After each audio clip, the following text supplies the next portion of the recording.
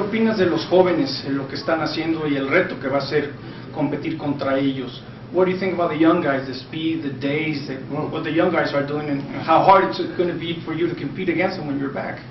Well, I think that the good news is that when I was going out of the game, I wasn't a short hitter, and so I have length, so I had length to spare. And if I was one of the shorter hitters, then it'd be a different story. You know, most of the guys who were in the booth analyzing and doing that are the short hitters who kind of lost their game. They're off the tour. But the longer hitters, we have a chance because we have, even if we lose a little bit of length, we can still play. We can still reach par fives. Long par fours aren't as long. I may not be able to drive it 320 yards in the air, but I can sort of hit it 300 in the air. And so I may not be one of the longest on tour anymore, but I'm still up there. I'm longer than the average.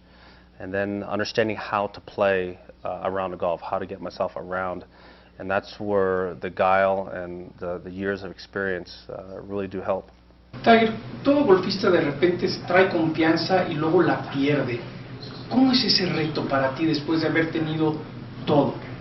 Golfers sometimes can lose it in a moment, and confidence is a key. How do you deal with maybe things you were able to do without even thinking, and now it's not coming out that easy?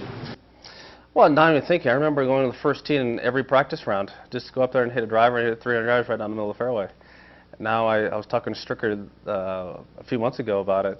He said, "Man, we got to go to the range and hit a few balls and loosen up a little bit before we go out and play a practice round." You know, things like that happen. It's part of aging.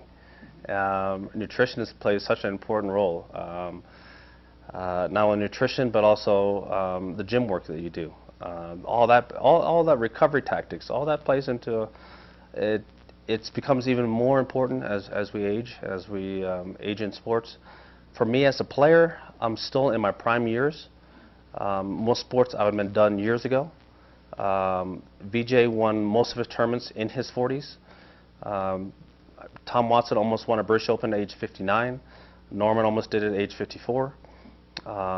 Jack did win one at 46. So our years of playing at a high level can last an extremely long time. Whereas in other sports, you know, with me, I think I've had 6 surgeries. I'd have been done a long time ago. En otros deportes son anillos, son trofeos. Para ti, ¿qué tan importante es pasar la marca del oso dorado y los 18 majors?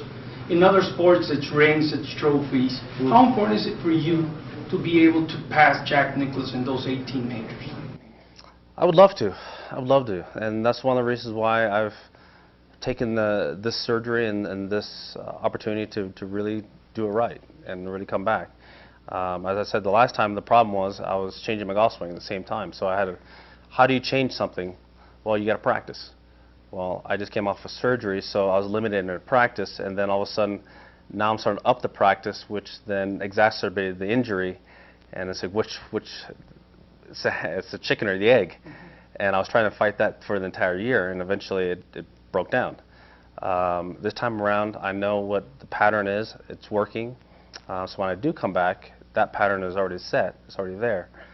Now it's just a matter of getting my body to get to that point where I can go out there and do the reps and put in the time, put in all those hours, the hundreds upon thousands of golf balls that we have to hit to be ready. Tiger, hay muchos papás que te están viendo en estos momentos que quieren que sus hijos sean los próximos Tiger Woods y a veces es una obsesión de lograrlo. ¿Qué consejo le puedes dar tú a esos papás que quieren que su hijo sea el próximo Tiger Woods? There's a lot of parents watching you right now on ESPN that they want their kids to be the next Tiger Woods, and sometimes it's hard for them to listen. So what advice would Tiger Woods, El Tigre, what advice would you give all those parents, not just in Mexico and all Latin America, that want their sons to be just como tú? Well, I think the simplest answer, if I look back on all my years growing up as a child, they're all happy. My dad made it fun.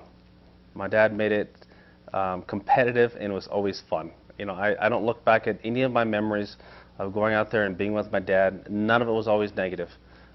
It was always positive.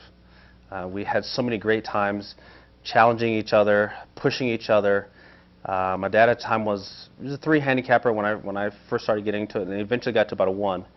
And we had so many years of just great battles, but it was fun. And I look at that part of it. My dad made it fun for me to play the game. He made it enjoyable, and so hence I gravitated towards it. It was fun. It wasn't work. I wasn't pushed into it.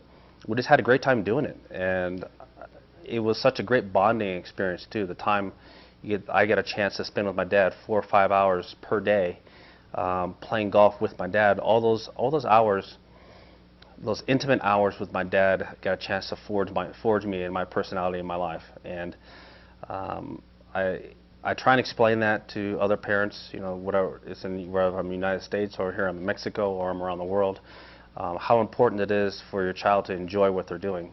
And because amazing, if we go to classes that we can't stand in school, usually we don't get very good grades in. But the classes we do enjoy, since we tend to do really well and get those A's. So I encourage them, just make sure that your child just has fun doing it.